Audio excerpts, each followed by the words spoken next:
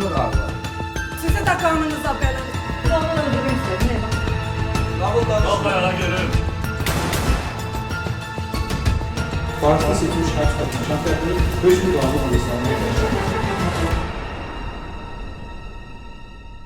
2023-cü il dekabrın 27-sinə keçən gecə 17-ci polis şöbəsindən Nərimanov rayon prokurorluğuna 1990-cı il təvəllüdlü Etibar Əliyevin kliniki tibbi mərkəzə aparılarkən yolda ölməsi barədə məlumat daxil olub. Həmin gün cinayəti törədən 1975-ci il təvəllüdlü Elşən Nəbiyev saxlanılıb. Məlum olub ki, hadisə tərəflər arasında əvvəlki ədavətə görə baş verib. Ağır söyüşlərə dözməyən Nəbiyev tanışına bıçaqla bir dəfə zərbə endirib. 27 dekabr 2023-cü il tarixli baxış keçirməsi protokolundan görünüb ki, hadisə Mirzə Uluqbey küçəsi 125 ünvanında baş verib. Kliniki tibbi mərkəzə yollanan polis əməkdaşlarına 1990-cı il təvəllüdlü Etibar Əliyevin ölməsi məlum olub. Orada cinayəti törədən 1975-ci il təvəllüdlü Elşən Nəbiyev saxlanılıb. Onun tanışı Vüsalə Həsənova könüllü əməkdaşlara hadisə yerindən götürdüyü bıçağı təqdim edib. Nərimanov rayon prokurorluğunda Cinayət Məcəlləsinin 120.1-ci qəsdən adam öldürmə maddəsi ilə cinayət işi başlanılıb. Məhkəmə tibbi ekspertizasının rəyinə görə Etibar Əliyevin ölümünə qarın boşluğundan nüfuz edərək daxili orqanların zədələnməsi nəticəsində baş vermiş kəskin qan itirməsi səbəb olub. Qanında 0,9% qatılığında etil spirti aşkar edilib. İstintaqla müəyyən edilib ki, dekabrın 27-si gecə saat 2 radələrində icarə əsasında işlətdiyi kafedə Elşən Nəbiyev tanışı Vüsalə Həsənova ilə yeyib içərkən başqa masa arxasında əyləşən Etibar Əliyev ona əvvəllər aralarında olmuş narazılığı xatırladıb. Etibar Əliyev ünvanına ağır söyüşlər işlətdiyi üçün aralarında mübahisə yaranıb. Kafedən çıxaraq yaxınlıqda yerləşən avtomobil yuma məntəqəsinin qarşısına gəliblər. Orada Etibar Əliyevin üzərindəki məişət təyinatlı bıçağı əlindən alaraq onun qarın nahiyəsinə bir dəfə zərbə vurub. Bu hərəkəti ilə Elşən Nəbiyev zərər çəkmişi qəsdən öldürüb. İş üzrə dindirilmiş Elşən Nəbiyev bildirib ki, Etibar Əliyevlə 10 il əvvəl tanış olub. Belə ki, yaşadığı Habil Mirzəyev küçəsində həmin şəxs onun qonşusu olub. Polis əməkdaşı olan Etibarın dəqiq hansı idarədə işlədiyini bilməyib. Amma bir müddətdən sonra onun müəyyən problemlərə görə işdən çıxdığını eşidib. O 2 il əvvəl yaşadığı ərazidə fəaliyyəti dayanmış avtoyuma məntəqəsini icarəyə götürüb işlətmə fikrinə düşüb. Həmin məntəqəni əvvəllər Etibar işlətib. Belə ki, obyektin sahibi ilə qonşusunun arasında aylıq ödənişlə əlaqədar problem yaranıb. Görüşəndə oranın sahibi bildirib ki, Etibar həqiqətən obyekti təhvil verib və o istədiyi vaxt məntəqəni icarəyə götürə bilər. Etibarla qonşu kimi tanışlığı, həmçinin avtomobilini daim yuduzdurduğunu nəzərə alıb, ondan halallıq almaq istəyib. Bu barədə söhbət etdikdə Etibar onun sözlərinə mənfi reaksiya verib və obyekti yenidən icarəyə götürmək niyyətində olduğunu söyləyib. Kəskin şəkildə halallıq verməyəcəyini bildirib. Etibarın bu cür yanaşmasını görüb, məntəqəni götürmək niyyətindən daşınıb, konflikt yaranmasını istəməyib. Ondan sonra aralarında hər hansı mübahisə olmayıb. Bir müddətdən sonra obyekti kənar şəxs icarəyə götürüb. 2023-cü ilin sentyabr ayından Etibar müştəri kimi tez-tez onun işlətdiyi kafeyə gəlib gedib. Normal qaydada qonşu kimi salamlaşıblar. Son 4-5 gün ərzində Etibar hər axşam tək gəlib yeyib içib. Dekabrın 27-si gecə saat 1 radələrində kafenin qarşısında dayanıb siqaret çəkərkən Etibar gəlib onunla salamlaşıb və içəri daxil olub. Bundan bir neçə dəqiqə sonra yaxınlıqda fəaliyyət göstərən kafedə ofisant işləyən Vüsalə Həsənova gəlib. Vüsalə tanışlarına özünü Milana və ya Mila kimi təqdim edib. O da içəri keçib Milananın əyləşdiyi masada oturub. Ofisanta masaya yarım litrli araq gətirməsini deyib. Bir müddət yeyib içəndən sonra Vüsaliyə artıq gec olduğunu və getmələrini söyləyib. Yerindən qalxıb pivə içən Etibara yaxınlaşıb və obyekti bağlamaq istədiyini deyib. Tanışı heç bir səbəb olmadan Moykanı Çermet uşaqlarından kimsə götürsə, onun arvadı və qızını deyə nalayiq ifadə işlədib. Etibarın söyüş-söyməsinə təəccüblənib, çünki aralarındakı avtomobil yuma məntəqəsinin söhbəti çoxdan bağlanıb. Etibarı yola vermək üçün əlindən gələni edib. Tanışı isə onunla yanaşı yanında olan qadını da söyüb. Bundan sonra masadan qalxaraq çölə çıxıb. Xatırladığı qədər Etibar hesabı ödəməyib. Sonra Əlizamin adlı ofisanta kafeni bağlamasını tapşırıb. Mila isə özünə taksi sifariş edib. Etibarın küçədə dayanıb onu gözləməsini görüb. Başqa vaxt söhbət etməklərini bildirəndə Etibar avtoyuma məntəqəsinə tərəf getməsini təklif edib. Vüsalə ona səbirli olub Etibarı yola verməsini deyib və taksiyə əyləşib çıxıb gedib. Etibarın ünvanına ağır söyüşlər işlətdiyini görüb onu yaxasından tutub silkələyib. Hər iki əli ilə onun bıçaq olan sağ əlini tutub vurub. Belə olan vəziyyətdə bıçağın Etibarın qarın nahiyəsinə batmasını hiss edib. Artıq müqavimət göstərməyib, sanki əlləri boşalıb. Biraz hərəkət edəndən sonra Etibar üzü üstə yerə yıxılıb, gödəkçəsini çıxarıb onun başının altına qoyub. Etibarı ayıltmağa çalışıb. Vüsaliyə həmçinin qonşusu Kənan Zeynalova zəng edib tez yanına gəlmələrini xahiş edib. Köməkləşib taksi ilə yaralını kliniki tibbi mərkəzə aparıblar. Xəstəxanaya çatanda həkimlər müayinə edib Etibarda beyin reflekslərinin olmadığını və artıq onun öldüyünü söyləyiblər. Təxminən gecə saat 3-də ora gələn 17-ci şöbənin əməkdaşlarına hadisənin necə baş verdiyini danışıb. Həmin o işlətdiyiniz kafe buyurun, burayı. Siz axşam çağı Etibarın kafeye gələn qurumda harada dayanmışsınız burada? İçəri göstərə bilərsiniz mi? Harada siz özünüz əyləşmişdiniz və Etibar əyləşmişsiniz? İçəri siz göstərin.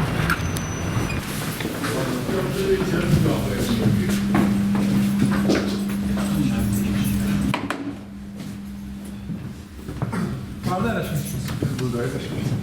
Etibar burada əyləşmişik. Siz öz əyləşdiyiniz yer cəmiyyətinizi göstərin.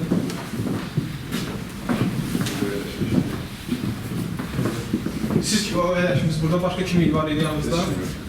Masanın cəmiyyətimizi işarə edin. Etibar harada əyləşmişdir? Göstərə bilərsiniz?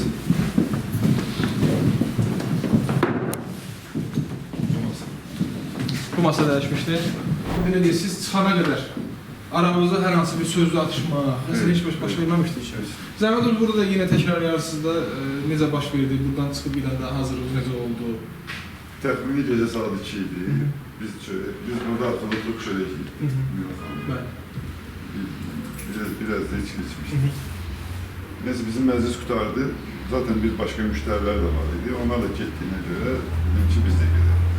Etibara dedim ki Etibar hazırlaş, biz çıxırıq. Həmin vaxtı sizə Etibara deyəndə ki çıxmağa hazırlaşaq. Başqa adamlar idi ümumiyyətlə. Son müştərilər artıq bir müddət getmişdilər. Əməkdaşlardan və kafenin işçilərindən kimsə? Zamin adında yoldaş idi. O da bilməm buradaydı, içərideydi. Çünki son olaraq kafemi bağlı. O təhqir etməyə harada başladı? Burada başladı.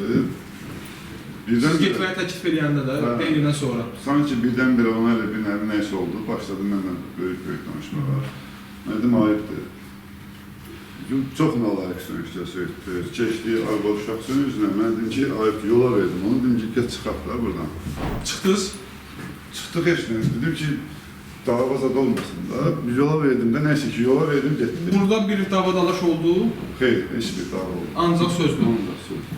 Bu mənə söz deyəndə, mən dedim, məsələn, dəlisən, başın qasıb, qabağındakı mənəm, sən nə danışırsan? Yəni, bu formada cavablarım var idi. O sizdən öncə çıxdı kafedən? Xeyr, bir yerdə çıxdı. Demək olar ki, bir yerdə də? Demək olar ki, bir yerdə çıxdı. Mila xanımın hərəkətləri nədən ibarətdir? Mila qeyd etdiyiniz. Onu da sözdü, bilməm onu niyə sözdü, onu da təhqir edirdi. Heç nəyə Milanın heç bir aidiyyəti yox idi. Sadəcə onlar hər axşam burada bizim obyektdə çörək yeyirlər. Buranın əməkdaşı deyirlər, düzdürmü? Xeyr, sadəcə hər gün işdən sonra bizdə gecə yeyirlər. Diyandıq, burada diyandıq, yoxsa bunu çörəkdə durduq. Mən dedim ki, ayıqda get, çıx get. Çıx get, sonra danışarıq. çıxdı getdi. Yəni normal olaraq Hansı istiqamətə getdi? belə getdi. Siz Milanə siz bəs? Mən də kafeni yoldaşa xahiş edim ki, kafeni bağla. Kafeni kimi bağladı. Əlzami bağladı kafeni. Biz Mila ilə belə getdik. İçəridən aladınız da? İçəridə. Çünki Milan taksi orada gözləyirdi. Mən də zaten evimə belə getdim. Hə, o istiqamətə. O istiqamətdən getdim.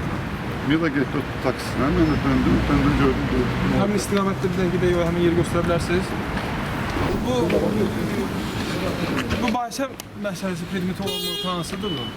Bu mövqelərdə, bu mövqedə də nə baş verir? Baş verənləri danışıram.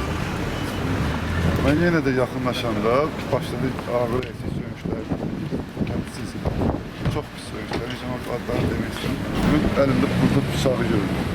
Bıçağı gördüm, içində əlimi buraxdım, bıçağı tutdum. Təbii ki, ancaq bizim də fikri bıçaq deyil. Mən əlimdə göstərə bilərsiniz həmin hərəkəti hansı formada tutmuşdunuz? Təbii ki, əlimdən almaq istəyirdim bıçağı. Bir də hiss elədim ki, buna bıçaq dəydi. Bunu hiss elədim mən. Necə hiss edirdiniz? Sadəcə hiss oldu, daha hiss elədim, dəydi. O da həmin Səhv anda. yəni o vaxtdan Bilmirəm də, mən onu həmin vaxt hiss deyə bilirəm, nə baş verir, amma hiss elədim ki, ona bıçaq dəyib. Dəyib, o da sakit durdu, mən də. Eyni vaxtda da diyandıq sakit. Mən baxdım ki, maykasında bir deşik var. Bir qarnını da belə qaldırdı, o da qaldırdı, mən də qaldırdım. Baxdım ki, qan yoxdur, qan çıxmırdı. Dedim, ama bıçaq sənə dəydi, dedi ki... Bıçaq nə oturdu onlarda? Bıçaq artıq mənim əlim yerdə atmışdı. O istiqamətdə? Mən yavaş-yavaş bu belə getdi. Göstər zəhmət olmasa həmin o yeri. Oraya qədər getdi. Burada durdu, burada çöktü. Bir dəqiqədən sonra çöktü. Çöktü, bilmem kömək elədim, qalxdı, yarısı qalxdı. Birinci yıxıldığı yerlə ikinci yıxıldığı yeri en yer oldu, yoksa birinci harda yıxıldı, ikinci harda yıxıldı? İkincisi bu tuvarın zadının arasında yıxılmışdı. Sonra buradan götürdüm, kurtkamı çıxartdım, kurtkamı koydum başının altına. Harda uzanmışdı? Deyə burada. Artıq burada Artıq burada uzandı. və yıxıldığı yer oradan gətirdiniz buraya. Üz üstə yıxılmışdı, yoxsa necə? Çevirdiniz. Yadımda deyil, çünki siz mənim fikrim ancaq onu... Bilirdilər yəni sizin dayandığınız yeri hardadır? Yox, mən çağıranda demişdim ki, Moykanın yanına gəldim. Həmin Moyka deyiləndə bu Moykalar nəzərdə tutulur da. Sizin eviniz bu harda? Hansı istiqamətdə durur? Buradan aşağıda. Neçə dəqiqə təxminən burada piyada yol var? 78. Bəs etibar Əliyevin? Onda da yəqin ki, 5-6. Yəni yaxındır da herhalde. Yəni küçələrimiz ayrıdır. Kim gəlmişdi bura həmin vaxt? Həmin vaxtda burada yıxılanda mən özümü itirdim, Milan çağırdım. Çünki Milan təzə getmişdi buradan. Bilirdim ki, gecədir də, gedim 2-3 saat. Mila qayıda bilər. Mila qayıtdı, mən açığı onun bıçaq dəydiyini bilmirdim. Yəni mən fikirləşdim ki, o içkililikdəndir. Amma yarada bəs? Yarada qan yox idi deyə, yaradan qan çıxmadı deyə mən düşündüm ki, o sadəcə cızılıqdır. Bıçaq dəyib amma cızılır da. Cızılıqdır. Yəni bıçaq dəydiyini bilirəm, amma oradan qan gəlmir. Qan gəlmədiyini görə dedim ki, yəqin daxili. Mən də soruşdum ki, bıçaq sənə dəydi, dedi yox. Neçə dəqiqə təxminən çəkdiniz buradakı müəllimə? Bax, orada Moykanın qarşısında... Mən 3-5 dəqiqədə belə... Hadisədən neçə dəqiqə sonra artıq demək olar ki, siz xəstəxanaya artıq yola düşdünüz? Ən uzaq 10 dəqiqə çəkmişdik ki, biz xəstəxanaya. Onda o deyirsiniz, o Kənan bildirir, gələn şəxslərdə. Onlar da bura gəlməsi tez çəkilir, Çox baş tez verir.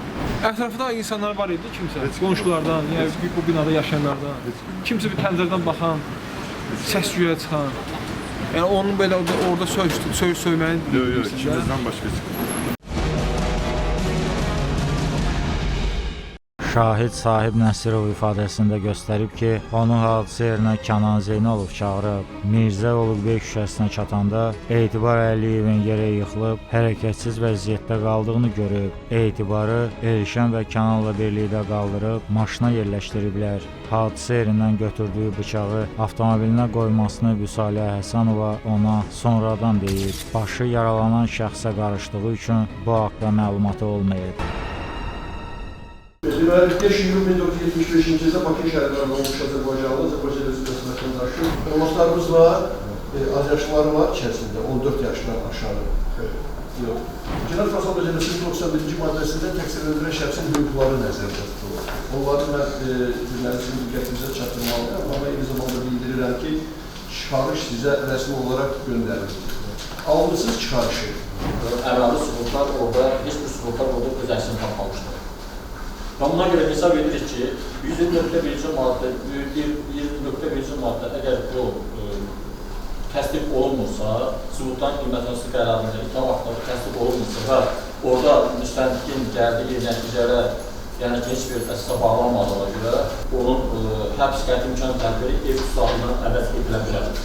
Əlavə olaraq bildirmək istəyirəm ki, Elşən Nəbiyev hadisədən qabaq da onun əməlləri yəni ki, ona sübut edir ki, bu həmin şəxs heç hadisə baş verən andan son ana dək mərhumun yanında olmuş, ona kömək etmiş və bütün nə lazımdırsa o hərəkətləri etmişdir. Yəni, onun əməllərində hər hansı bir kəs biz görmürük. Bu mümkündür. Hesab edirəm ki, qətil həmin olur. Etiraz edir. Hüquqi varislərə görə fikirləşirlər. Mən siz elə fikirləşirsiniz. Yoldaş vəkil orada olubdur ki, deyib orada... Vəkilin borcu, vəkilin funksiyası onu müdafiə edəmək. Bir dəqiqə. Vəkilin funksiyası onu müdafiə edəməkdir.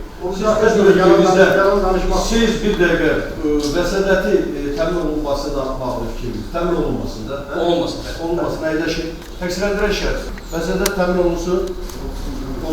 Hesab edirəm ki, bugün təqsirləndirən şəxsin əməlində daha ağır cinayətin əlamətləri vardır və indiki mərhələdə hazırki cinayət işinin baxılmasına ittiham verilməsini və təqsirləndirən şəxsin əməlində daha ağır cinayətin əlamətləri mövcud olduğu müəyyən edildiyindən cinayət işinin baxılmasına ittiham verilməsi və təqsirləndirən şəxsə başqa ittihamın irəli sürülməsi məsələsinə baxılması üçün işin ibtidai araşdırma və prosessual rəhbərliyi həyata keçirən prokurorun qaytarması barədə qərar çıxarılmasını xahiş edir. Niyə? Çünki iş materialları ilə müəyyən edilmişdir ki, təqsirləndirən şəxs heç bir əsaslı səbəb olmadan xuliqanlıq niyyəti ilə, yəni zərər çəkmiş şəxsin həyatı vacib əhəmiyyət daşıyan orqanla xəsarət yetirməklə onu həyatdan heç bir əsaslı səbəb olmadan məhrum etmişdir. Deyir ki, işi geri qaytarınca daha ağır Baxımlar üzərindən mən tutar adamam, nə məsləhət tanıyım. Yəni, məhkəmənin müraciətsinə bıraxırsınız. Yaxşı, məhkəmə müşavirətlərlə gedir, qərar qəbul edilməsi qarşıdır. Məhkəmə iclasında Elşən Nəbiyev elan edilmiş ittiham üzrə özünü təqsirli bilməyib, ifadə verməkdən imtina edib və ümumiyyətlə Etibar Əliyevi öldürmədiyini bildirib. Zərər çəkmiş şəxsin hüquqi varisi Yusif Əliyev ifadəsində göstərib ki, dekabrın 27-si səhər saat 5 radələrində ona oğlu Etibarın kliniki tibbi mərkəzdə öldüyünü xəbər veriblər. Hadisə barədə ətraflı məlumatı yoxdur. O məhkəmədən təqsirləndirilən şəxsə ən ağır cəza verilməsini xahiş edib. Məhkəmə hesab edib ki, Elşən Nəbiyevin Cinayət Məcəlləsinin 120.1-ci qəsdən adam öldürmə maddəsi ilə nəzərdə tutulmuş cinayət əməlinin törətməsi tam sübuta yetirilib. Ona həmin maddənin sanksiyası həddində qanunla müəyyən edilmiş qaydada cəza təyin edilməlidir. 2025-ci il iyulun 1-də Bakı Ağır Cinayətlər Məhkəməsinin hökmü ilə cəzasını ciddi rejimli cəza çəkmə müəssisəsində çəkməklə Elşən Nəbiyev 11 il 6 ay müddətinə azadlıqdan məhrum olunub. 2022-ci il iyunun 3-də Cəlilabad rayon polis şöbəsinə könüllü gələn Tərlan Abdullayev Bakı şəhərində arvadına bıçaqla xəsarətlər yetirdiyini bildirib. Həmin gün o Nəsimi rayon polis idarəsinin əməkdaşlarına təhvil verilib. Məlum olub ki, hadisə inzibati ərazidə fəaliyyət göstərən otellərdən birində baş verib. Yaralanan qadın kliniki tibbi mərkəzə yerləşdirilərək həyatı xilas edilib. 2022-ci il iyunun 3-də keçirilmiş baxış protokoluna əsasən hadisə Lev Tolstoy küçəsi 153 ünvanında yerləşən oteldə baş verib. 5 nömrəli otaqda döşəmədə və divarda qan ləkələri, tibbi əlcək, qana bulaşmış paltarlar və açılmış vəziyyətdə ov bıçağı aşkar edilib. Cəlilabad rayon polis şöbəsinə təslim olan 1992-ci il təvəllüdlü Tərlan Abdullayev 22-ci polis şöbəsinin əməkdaşlarına təhvil verilib. Kliniki tibbi mərkəzdə əməliyyat olunan 1996-cı il təvəllüdlü Rüqayyə Abdullayevanın həyatı xilas olunub. Nəsimi rayon prokurorluğunda Cinayət Məcəlləsinin 29.120.1-ci qəsdən adam öldürməyə cəhd maddəsi ilə cinayət işi başlanılıb. Cinayət Məcəlləsinin 134-cü öldürmə ilə hədələmə və 149-cu zorlama maddələri ittihamdan xaric edilib. İstintaqla müəyyən edilib ki, Ruqayyə Abdullayeva əri Tərlan Abdullayevin əsassız qısqanclıqla əlaqədar yaranmış mübahisələrindən bezib 2 azyaşlı uşağı ilə birlikdə Cəlilabad rayonundan Bakı şəhərinə gəlib. 2022-ci il iyunun 2-də WhatsApp mobil tətbiqi ilə görüntülü danışarkən yoldaşına otellərin birində görüşmək istədiyini və yalandan bundan sonra onunla boşanacağını deyib. Ayın 3-ü saat 16-da Neftçilər Prospekti 42 ünvanında yerləşən ticarət mərkəzinin qarşısında görüşüblər. Oradan taksi ilə Talstoy küçəsi 153 ünvanında fəaliyyət göstərən otelə yollanıblar. Aralarında yaranmış mübahisə zamanı saat 18:20-də Ruqayyə Abdullayeva paltarlarını götürüb giriş qapısına doğru gedib. Yaxınlaşıb sol əli ilə ağzını tutub onu geriyə çəkib və şalvarının arxa cibindən bıçağı çıxarıb. Döş qəfəsinə, boynuna və kürəyinə çoxsaylı zərbələr endirib. Qadının aktiv müqavimət göstərib qışqırmasına görə bıçağı otağın döşəməsinə atıb hadisə yerindən qaçıb. Zərərçəkmişin həyatı kliniki tibbi mərkəzdə xilas edildiyindən Tərlan Abdullayev qəsdən öldürməyə yönəlmiş cinayət əməlini iradəsindən asılı olmayan səbəblərdən başa çatdıra bilməyib. İş üzrə dindirilmiş Tərlan Abdullayev bildirib ki, Ruqayyə Abdullayeva ilə 2014-cü ildə evlənib. Nigahdan 2 övladı var. 2022-ci ilin aprel ayından Abşeron rayonunun Güzdey qəsəbəsində yerləşən daş karxanasında fəhlə işləyib. Aprelin 4-də arvadı ilə telefonla danışarkən mübahisə ediblər. Növbəti gün əmisi oğlu Alim Abdullayev ona zəng edərək Ruqayyənin uşaqlarını götürüb evdən getdiyini xəbər verib. Buna görə işdən icazə alaraq rayona yollanıb. Yoldaşının özbaşına evdən çıxması ilə əlaqədar Cəlilabad rayon polis şöbəsinə ərizə ilə müraciət edib. May ayında arvadının əmisi Elnur Hüseynov ona zəng edib, Ruqayyə ilə barışmaq istəyib istəmədiyini soruşub. O müsbət cavab verib. Bundan bir neçə dəqiqə sonra yoldaşı ona mesaj yazıb. Söhbət əsnasında qadın övladlarını vaxtaşırı görməsinə etiraz etmədiyini bildirib. İyunun 3-də arvadı ilə görüşərək otelə gediblər.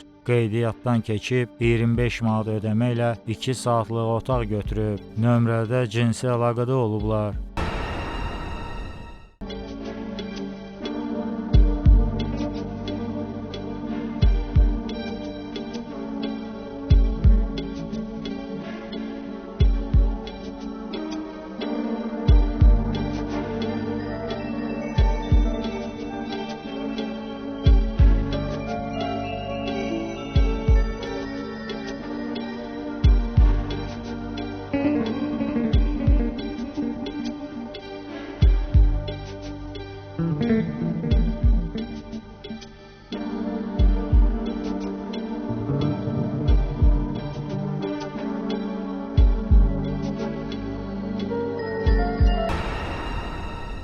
O ailələrini bərpa etmək istədiyini bildirsə də, Ruqayyə münasibətlərini davam etdirmək istəmədiyini söyləyib. Aralarında yaranmış mübahisə zamanı arvadı onu söyərək üzünə sillə vurub. Arxadan Ruqayyənin ağzından tutub onu hamam otağına salıb. Şalvarını arxa sağ cibindən bıçağı çıxarıb, birinci zərbəni kürəyindən vurub. Sonraki zərbələri hansı nahiyələrinə vurduğunu xatırlamır. Ruqayyə çöldə olan insanları köməyə çağırdığından bıçağı yerə ataraq nömrədən çıxıb qaçıb.